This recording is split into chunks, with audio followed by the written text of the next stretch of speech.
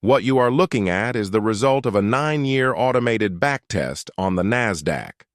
From 2016 to 2025, this logic generated exactly 1,971 R in net profit. It didn't use daily bias, it didn't use market structure or complex indicators. It used just simple mechanical rules. I'm currently building a portfolio of automated strategies to complement my discretionary trading. I wanted to test if the classic opening range breakout still works in modern markets. The data says yes, but only if you change one specific variable.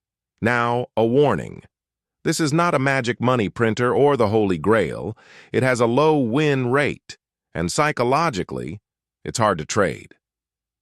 But the math holds up. In this video, I'm going to give you the exact code logic, the 9:30 to 10 a.m. rules, and the risk management tweak that makes it profitable. Okay, let's look at the logic. It's actually very simple. We are focusing strictly on the first 30 minutes of the New York session, from 9:30 to 10 a.m. Why this window? Because this is often where the Judas swing or the initial manipulation happens to set the daily trend. In my manual trading, I try to predict these moves. But for a mechanical bot, I don't want it to guess. I just want it to react to the energy. If the market has enough power to break out of this 30-minute range, statistically, it often wants to keep going. Here are the mechanical rules I used. You can copy these for your own testing. Rule number 1. Define the time window. 9:30 a.m. to 10 a.m. New York local time. Rule number 2. Mark the highest price and the lowest price of that period. That box is your opening range. Rule number 3. The entry. And this is key. We do not place blind buy stop orders. We wait for a candle close. If a candle closes above the high, we enter long. If a candle closes below the low, we enter short. This filters out the liquidity wicks and ensures we are trading actual displacement. It sounds standard so far, right? Well, here comes the part that actually makes the money. Most trading books will tell you to put your stop loss at the other side of the range. They say you need to give the trade room to breathe. I decided to put that theory to the ultimate test. I wanted to see mathematically if giving room to breathe to this strategy is a valid advice or just a trading dogma.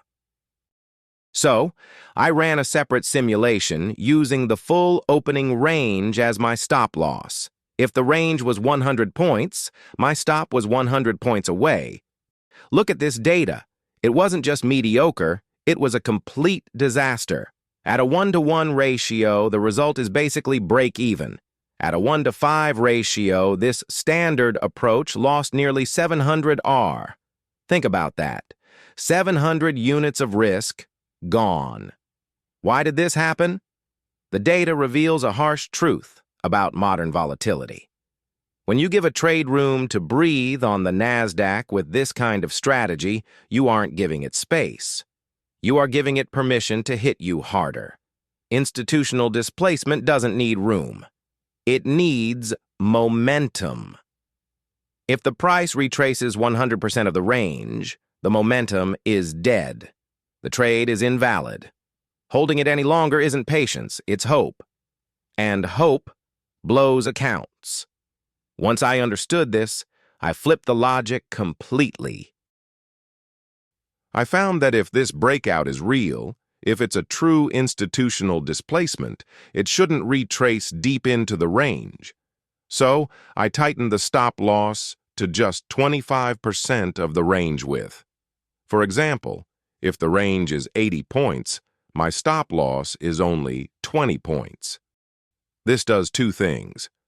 First, it gets us out quickly if the breakout fails. And second, it allows for massive risk-to-reward asymmetry. Because our stop loss is so tight, Thanks to the 25% rule, we can target a massive multiple. For every dollar we risk, we target $5 in profit. A fixed 1-to-5 risk-to-reward ratio. This creates a mathematical safety net. You can lose 4 trades in a row, win the 5th one, and you are still in profit. Now, you might be asking, why specifically 1-to-5? Why not take profit earlier? I actually tested that.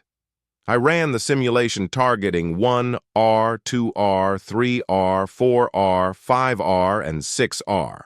Look at this table. When I targeted a safe 1-to-1 ratio, the strategy barely broke even. The friction of commissions and false breakouts ate all the profits. At 1-to-2, it became profitable. But at 1-to-5, the equity curve went vertical. That is the sweet spot. The data teaches us a harsh lesson here. In breakout trading, being conservative is actually risky. You have to let the winners pay for all the losers. Let's look at a real example so you can see the execution. Here is a textbook winning day. The 9:30 to 10 o'clock range is defined. We mark the high and low. The range has 165 points, which means our stop loss has to be 41.25 points. Price closes below the low here. We enter. The stop loss is tight, just 25% of this box. Notice how price explodes. It doesn't look back. It hits the 5R target in just 1 hour. This is what institutional displacement looks like. But I also want to show you the ugly side. Here is a losing day. Price breaks the high. We enter long. But look, there is no momentum.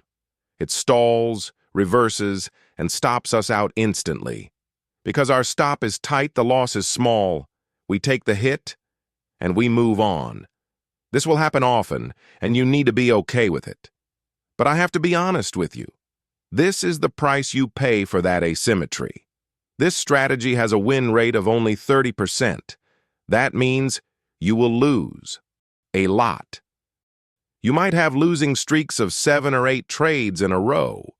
Psychologically, that is brutal. Most traders quit before the big win comes. That's why I prefer to automate this logic.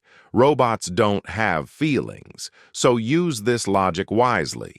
You can trade it, or you can use the 9:30 close as a directional bias for your own setups. I'm going to keep building and testing more strategies for my automated portfolio, and I'll share the results right here. If you want more breakdown videos like this, or you have a strategy that you want me to test, let me know in the comments.